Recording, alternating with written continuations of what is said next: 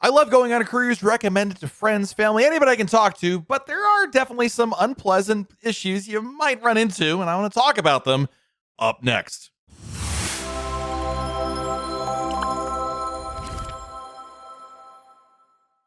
Hey everyone, it's Matt from RealCaribbeanBlog.com. A cruise vacation may involve cocktails on the pool deck, white sand beaches, and impressive entertainment, but it's not always all sunshine and rainbows. While cruising is an excellent way to vacation, it can come with a number of, unexpected problems. If you're new to cruising, you may daydream about this perfect stress-free vacation, but you may run into some, quite frankly, painful, unexpected, and downright gross problems you might encounter. But I'm going to tell you why, if you encounter these things, you can handle them and what to expect, so that way you're better prepared. Let's start off with number one, heartburn and acid reflux, right? Whenever you're on a Royal Caribbean cruise, I find myself dealing with heartburn more often than usual. While you can certainly find healthy foods on board, a lot of people like to indulge with more fatty and fried foods that might otherwise deal with that. Now, to counteract this problem, it's a really good idea to pack Tums or another antacid product. You could also, theoretically, lay off the 2 a.m. slices of pizza Sorrentos, but I didn't even know if that's physically possible. Next up, diarrhea. Yeah, everybody loves talking about diarrhea in a YouTube video.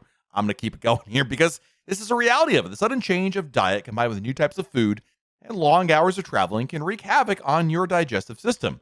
The problem can get even worse if you eat questionable street food or, of course, drink contaminated water in a foreign country. I'll be honest with you, I think the issue is more traveler's stomach than you drinking or eating the wrong thing. But a really good idea is to pack anti-diarrheal medication for your cruise, as you never know when or if you'll experience it. On the other end of the spectrum is constipation, which is another problem for many cruisers face while on board. Again, the sudden change in lifestyle on a cruise can confuse your digestive system, leaving you feel miserable or constipated, or both. It's a really good idea to try to eat fiber-rich foods while on a cruise to prevent constipation, including whole grains, beans, and fruit. And before loading your plate with quesadillas and steak, add a few vegetables and be sure to stay hydrated while there. The next one is really common, and that is sunburn. By day 2 of the cruise, it's almost guaranteed you're going to see a large number of bright red sunburned passengers on your cruise ship. No one wants to get sunburned on a cruise, and while some people are more prone to sunburns than others, it's extremely important to prevent sunburn as much as possible. Depending on where your cruise is going, the sun could be a lot stronger than what you're used to at home, especially if you're traveling from a cold climate to a tropical one.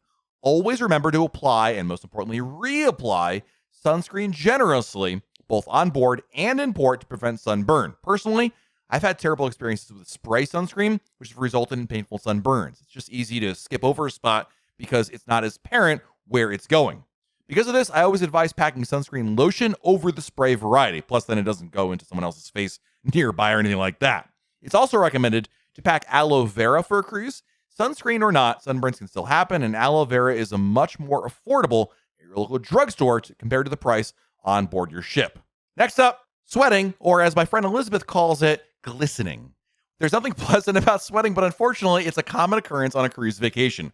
While you might not sweat much during a cruise to the Arctic or Alaska, it's likely you're going to be very sweaty on a warm weather cruise. Whether you're going to the Caribbean, Europe, South Pacific, or Southeast Asia, you can encounter uncomfortably warm temperatures both on board and in port. And if you're not used to these temperatures, your body's going to overcompensate for the temperature, leading to intense sweating. Now, it can be a bit embarrassing to walk around with sweat stains on your armpits and back, but it's in a reality of being on a cruise, and you can always wipe it away.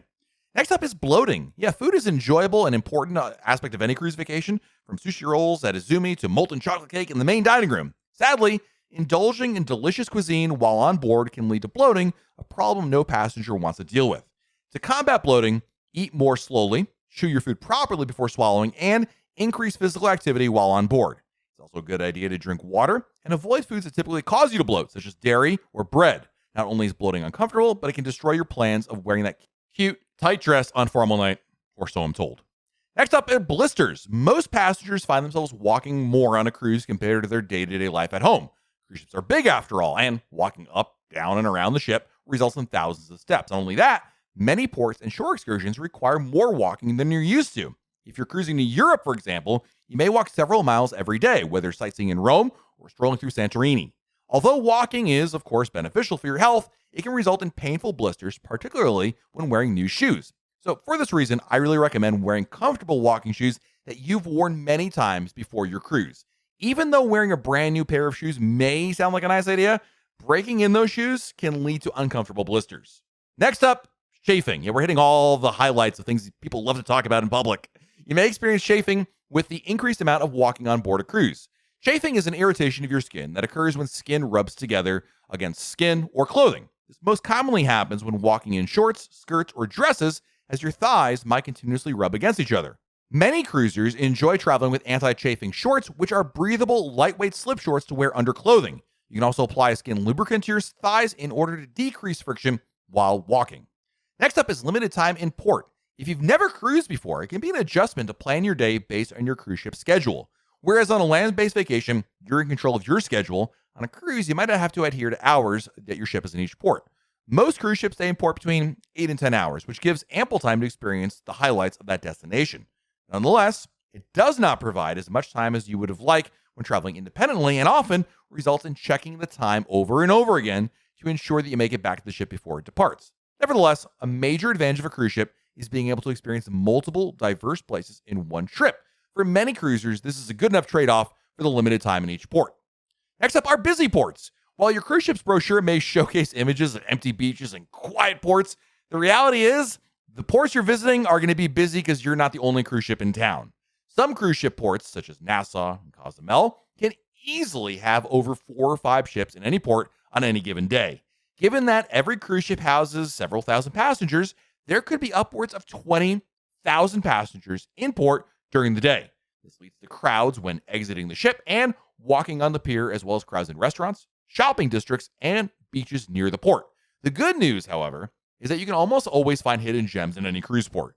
Generally, the majority of cruise passengers stay within a close distance to the port, or they take part in organized shore excursions. So doing research ahead of time on less crowded areas in your ports of call can lead to unspoilt beaches and authentic restaurants that you won't have to be competing with heaps of other passengers for space. Next up, chair hogs. Ugh! If there's one complaint we hear time and time again about going on a cruise, it's chair hogs. Chair hogs are the colloquial term for passengers who reserve a pool chair early in the morning by placing a towel, shoe, or other item on the chair. Instead of staying by the pool, though, they don't return for a long period of time. This results in the chair being unavailable to other passengers who want to enjoy the pool deck, so hence they're hogging up the chairs. Although cruise lines are starting to reinforce their policies against chair hogs, it's still a common issue to encounter while on board, especially on sea days. Next on my list are hangovers. While another round of shots may sound like a good idea at 1 a.m. by someone named Big Dog Ron, you might find yourself regretting that decision the following morning. It's common to enjoy alcoholic beverages on a Royal Caribbean cruise. With so many unique bars and cocktails to choose from, most passengers drink significantly more alcohol on a cruise compared to at home. They're on vacation after all. Unfortunately, the increase in alcohol consumption also leads to a higher chance of hangovers. A bad hangover can ruin any plan for the day, whether you intend to go snorkeling, hiking, or sunbathing. Although you're free to enjoy drinks throughout your cruise vacation, remember to pace yourself and drink plenty of water to avoid feeling terrible later on. Another thing you could run into on a cruise ship are norovirus. Just like any other public space out there, there's always a possibility of norovirus spreading on a cruise ship. This contagious virus leads to vomiting, diarrhea, nausea, and stomach pain, and can, of course, quickly ruin any cruise vacation. Norovirus is found in the stool or vomit of those infected with the virus, and when infected people do not adequately wash their hands after coming in contact with the virus, it can rapidly spread through contaminated food, liquids, and objects. Your best bet is to wash your hands with warm water and soap every opportunity you have, after leaving the bathroom, of course, and before you dine. Luckily, norovirus is far less common on cruise ships than you might think. In most cases, you don't have to worry about it because although taking precautions by freely washing your hands is helpful, it's certainly something that doesn't occur nearly as much as you might think. In fact, according to CDC data, less than 1% of all norovirus cases reported in the United States occur on cruise ships. Most of it happens in nursing homes and schools, but the news media doesn't really report on that because it's not that interesting. On cruise ships, far more scary, so they report on that. Speaking of things that get you sick, of course, there's just germs in general, right? Outside of norovirus, cruise ships can harbor a plethora of other germs. With thousands of passengers on a cruise ship at the same time, illnesses like the flu or common cold can spread from one person to another. Again, just like anywhere else, schools, bus stops, you name it. Just like norovirus, taking precautions to wash your hands frequently can prevent coming in contact with the illness. Additionally, coughing and sneezing into your elbow instead of your hands prevents the spread of germs with other people. I like to do when I'm on a cruise ship, use your elbows or your knuckles to push buttons rather than using the ends of your fingertips. Might help a little bit right there. Now, we never advise boarding a cruise ship if you're feeling ill, and it's always a good idea to to purchase travel insurance for a cruise so you're protected in case of unexpected illness. Next thing on my list is crowded pools. Now, a crowded pool deck is another unpleasant cruise ship problem you aren't prepared for. On any given day, the cruise ship pool might be packed with other people on board, and although this is most common on sea days, around 10 or 11 a.m., passengers finish breakfast and they all head to the pool deck. By noon, it's common to find the pool deck exceptionally crowded. If your idea of a relaxing day by the pool involves quiet, serene experience, you might be a little disappointed here. Even though all Royal Caribbean cruise ships have multiple pools and hot tubs, you're unlikely to find any of them empty in the middle of the day, especially on a sea day. My best advice is to search for fewer crowds, is to head to the pool deck in the early morning or late evening each day. Or go to the pool on a port day. Skip a port visit and just stay on board the ship. You'll find the pool much less busy there. Next reality, cheap toilet paper. If you've used soft toilet paper at home, you're in for a rude awakening on a Royal Caribbean cruise. The toilet paper on a cruise ship is far from luxurious. Paper is so thin you can almost see through it. To help avoid disasters in the cruise ship plumbing system, cruise lines stock bathrooms with thin, easily flushable toilet paper. Those accustomed to thicker toilet paper may experience an unpleasant experience in the bathroom, especially if you're experiencing other problems like diarrhea or norovirus. Yikes. So just be prepared for that one. And of course, there are lines. Waiting in line is an unpleasant experience on a cruise, but it's something you'll encounter every day while on board. Lines are common at popular dining venues like a Loco Fresh and activities like the Flow Rider, laser tag, and water slides. The good news is lines typically move relatively quickly, but it's always annoying to have to wait in line on a vacation. Our best advice to minimize line waiting times is to visit venues when they're less busy. If you're hoping to climb the rock climbing wall, go in the beginning of the morning session or the afternoon session on a port day. Likewise, if you don't want to wait in line for dinner in the main dining room, be sure to make My Time dining reservations in advance or just simply select traditional dining. Then there's seasickness, and this is something a lot of people who have never cruised before worry about the most, so maybe they're prepared for it, but they're not sure exactly what to expect. Feeling seasick on a cruise is not as common as you might think, but it can happen. As your cruise ship moves from port to port, it can occasionally experience rough seas. While some bodies of water and climates are more prone to high seas than others, you might experience seasickness on almost any cruise vacation out there. Fortunately, it's really easy to combat the feelings of seasickness on a cruise. Packing motion sickness medication like Dramamine offers an easy fix, although you could also rely on natural remedies like eating green apples and ginger. In addition, you may want to select a cruise ship cabin less prone to motion. Cabins located midship and those on lower decks usually feel less motion than those in the very forward or very aft of the ship. Another thing you might not be prepared for on a cruise are expensive prices on essentials. If you forgot sunscreen or a phone charger, that's okay. You can buy them on the ship, but they ain't going to be cheap. Royal Caribbean cruise ships sell toiletries and electronic items on board, but the prices are much higher than what you'll find in a store on land. A single toothbrush that costs $1 at home can cost over $5 on board, as an example, and there'll be far fewer options to choose from. In addition to the higher prices are the limited operating hours for stores on board. Due to regulations, cruise ship stores can only be open when the ship is in international waters. Stores selling necessities are closed on embarkation day and port days.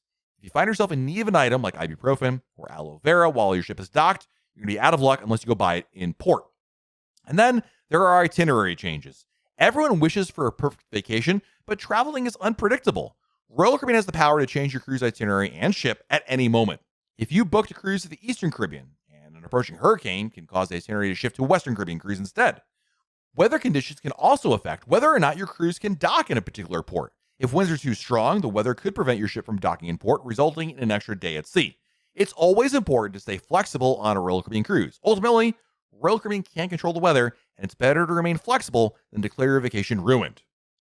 Then, speaking of the ship being ruined, how about missing your ship completely? One of the absolute worst problems that happens on a cruise is missing your ship while in port. No matter the cruise, you might see some passengers sprinting on the pier to reach the ship before it sails away. Occasionally, passengers will not make it back in time, leaving them stranded in port with all their belongings remaining on the ship. Being responsible ensures you'll make it back to the ship with plenty of time to spare. You should always take note of any time zone changes and avoid traveling too far from the cruise port. My recommendation is to get back on board around an hour before all aboard time, just in case any unexpected delays when traveling back to your ship. Next up is weight gain. Let's face it, unlimited ice cream on the ship, 5 appetizers at dinner, 13 pina coladas on the pool deck. Yeah, these are great ideas, by the way, but those calories, despite your best intentions, aren't free. There's no harm in indulging on a cruise, but you should prepare yourself for potential weight gain. Many cruisers gain a couple pounds on a cruise, although there are a few ways to combat this unpleasant problem. First, take the stairs instead of the elevator. Taking the stairs not only helps you burn extra calories, but you won't have to waste time waiting for the elevator to arrive. You may also want to make healthier choices for at least, one meal a day. Instead of that greasy cheeseburger for lunch, why not get a super salad bar? Or if another 3-course meal in the dining room seems overwhelming, opt for a smaller meal in the Windjammer instead. Lastly, look for active activities and shore excursions. Instead of trivia, participate in a sports competition on the sports court. Try surfing the surfing simulator, or make a few laps on the running track. Staying active and making healthy choices not only prevents you from gaining extra weight, but it also helps avoid several of the other pleasant issues that we talked about in this video, including constipation and diarrhea out there. All right, hopefully I didn't freak anybody out. Don't worry, these things are issues that are easily compatible and things that you can deal with, but I wanted to be real with all of you about these unpleasant cruise ship problems you may encounter. May not, in fact, but maybe. Anyway, let me know in the comments below, which of these do you think are certainly ones to be notable of, and did we miss anything for this list that should have been included as well? Let me know in the comments below. While you're down below our video, hit the like button, subscribe to our channel, and turn on notifications. That way, YouTube will let us know when we have a brand new video to share. This has been Matt from RoyalCaribbeanBlog.com, and we'll talk again real soon.